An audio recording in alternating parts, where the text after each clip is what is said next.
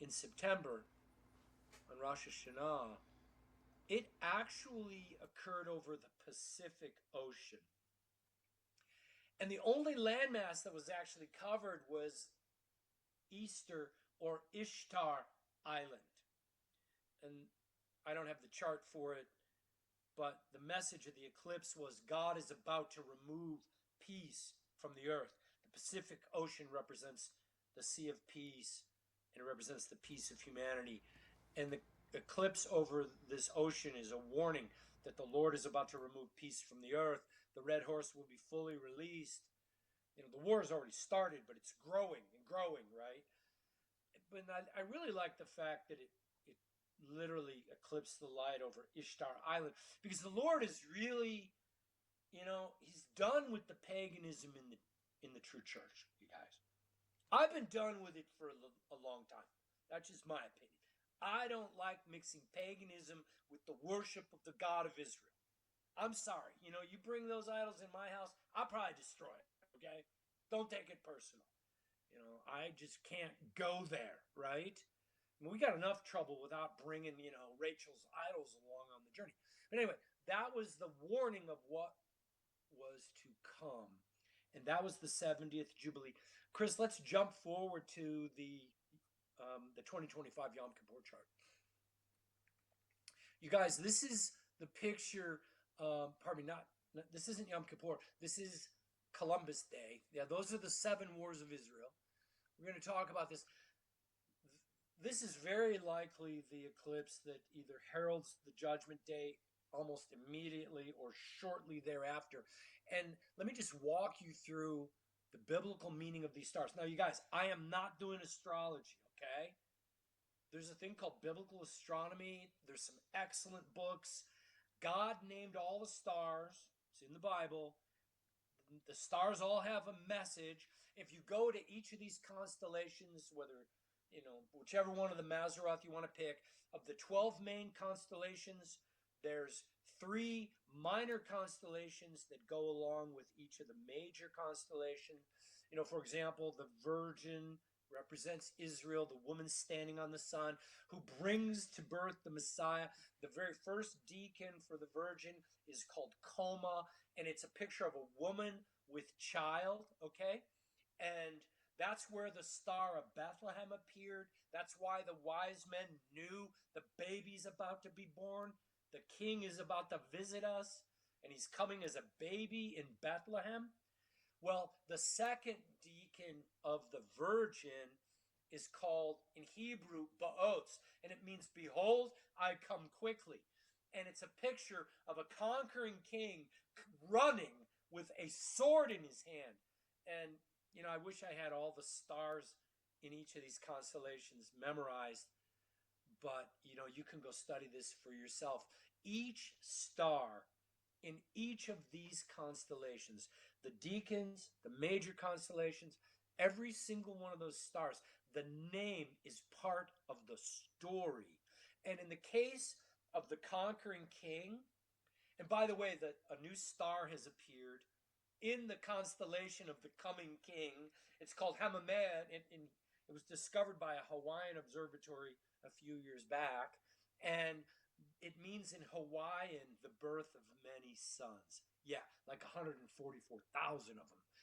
But what's so awesome about the constellation of Ba'ots, behold, I come quickly.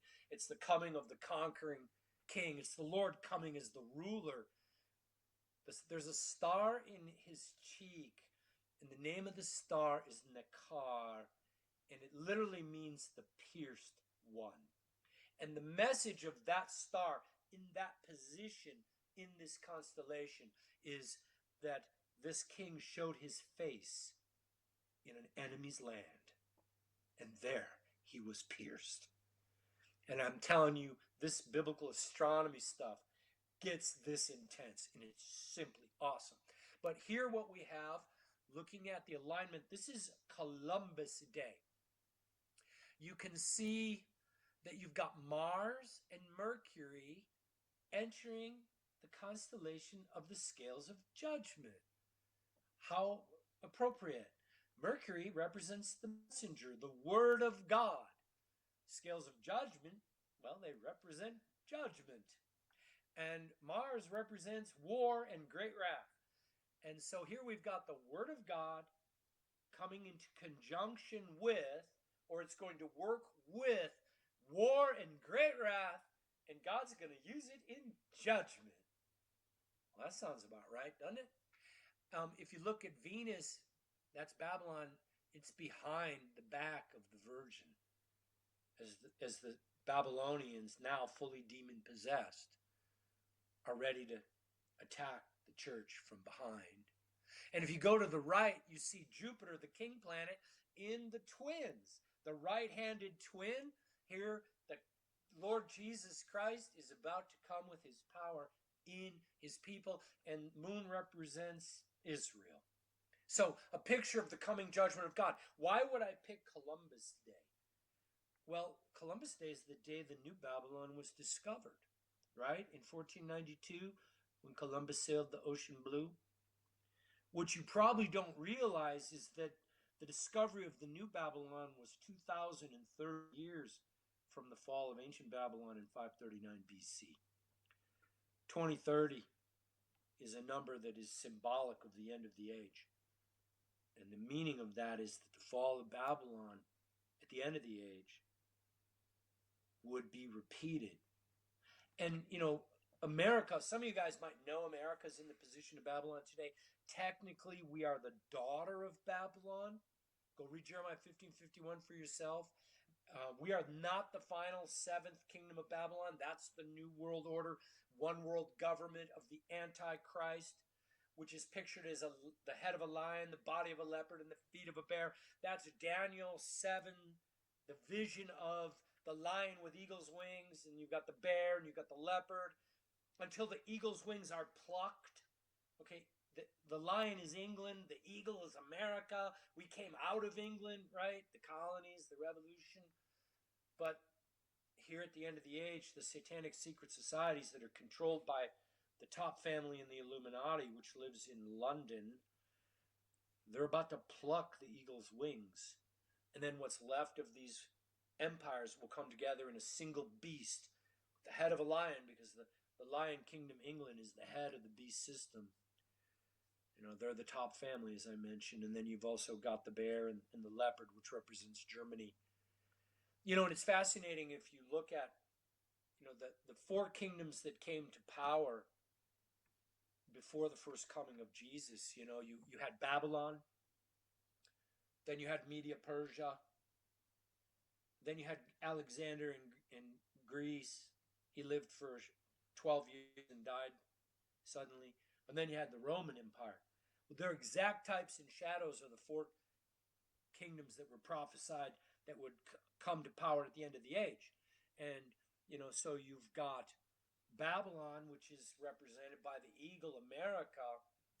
You've got Media Persia, which is an alliance of two nations, and the Russian Revolution was two peoples, the Ukrainians and the Russians. And you've got Alexander and his conquering the earth in record time. You've got the Nazi Blitzkrieg. Alexander ruled for 12 years and died suddenly. Hitler ruled for 12 years. And then you got the Roman Empire in the type and shadow of the one world government of the Antichrist. But, the time is at hand. So let's talk about, what do we know about the timing? I mentioned to you guys in Jeremiah 50, verse 44, and let me just read you, although I could probably just do it off memory. Behold, he shall come up from the swelling of the Jordan. That's what's happening right now, you guys. Crisis in the Middle East. The swelling of the Jordan. Here, I'll read the text. Behold, he shall come up like a lion. Okay, that's the head of the beast system. That's the Antichrist. From the swelling of the Jordan. That's what's now in full swing. Unto the habitation of the strong. That's the United States. But I, the Lord, will make them suddenly run away from her, America. Look, we're going to get hit in a nuclear strike. We're going to be invaded. It's going to appear that we've lost.